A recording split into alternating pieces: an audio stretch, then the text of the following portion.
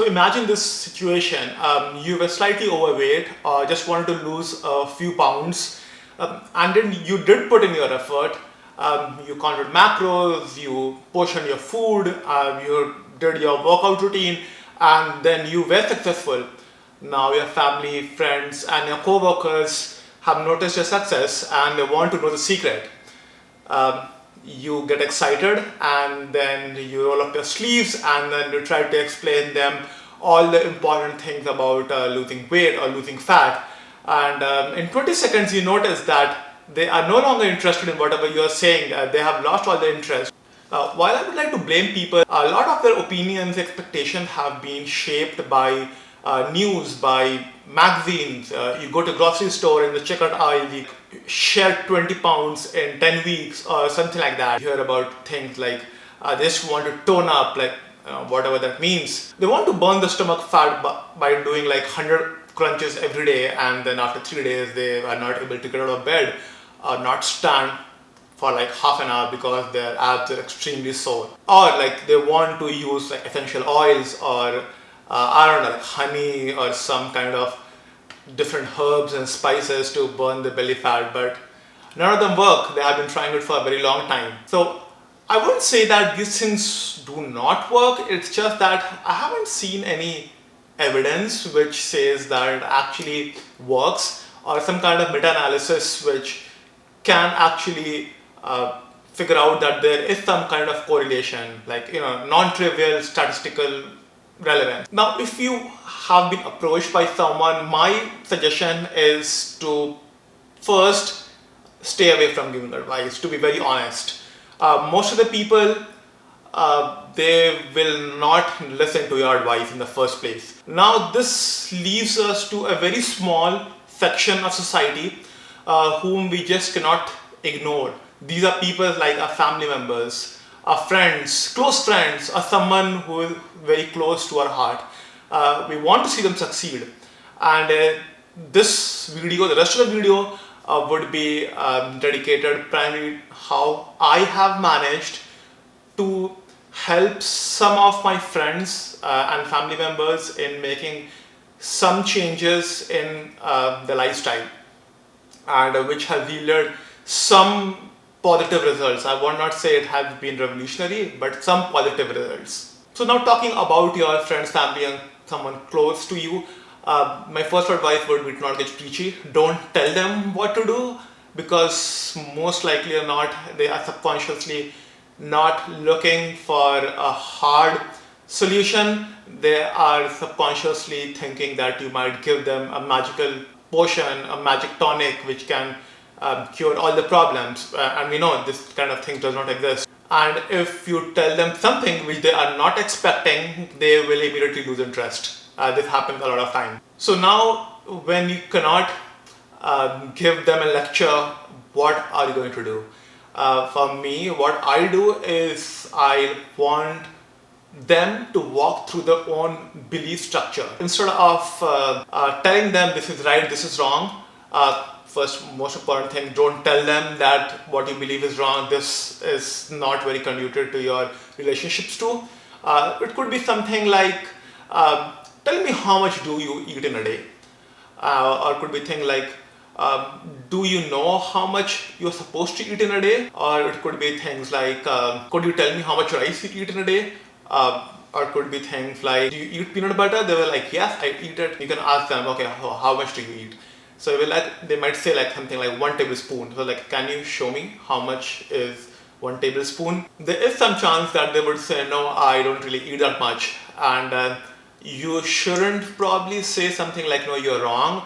You should say something like, you are not the only person. I also thought the same thing. Once I started measuring, then I realized that I was actually eating way more than what I expected. They should also try to slowly cut down over time. The other thing they might not realize is that they are putting on a lot of fat because they are snacking a lot. And you can ask them something like, so do you snack? They might say yes, and then you can ask like, can you tell me how much do you snack? They might say something like, oh, a few cashews. You can ask them like, okay, but how many? They might say like, just 10 of them. And then you can tell, okay, do you know how much calories that contains. And the other thing you can ask is definitely alcohol. They can say, oh no, I just have a light beer. And then you can ask, like, do you know how much? So you can say something like, light beer has something around like 110 calories. So yeah, it all adds up really fast. You have to tell them how they can make small incremental improvements instead of cutting out the entire thing. So on topic of asking them to not cut off entire things, probably a good way of asking them would be to take it slow. Ask them to take it slow and not go on a crash diet. You should, like, at this point, if they have been listening to you, then you have responsibilities. If something goes wrong, they might come to you telling them, you were the one who actually recommended this diet, or I do this way. So you have to explain the expectation very clearly at this point that, hey, do not go on a crash diet. You have to start cutting down slowly. Whatever you're eating, reduce it over time. Take the entire 1 month and slowly reduce. Don't crash immediately. Don't cut out everything. You might rebound very fast. And then also probably sit down at this phase if they have already, like, not lost you.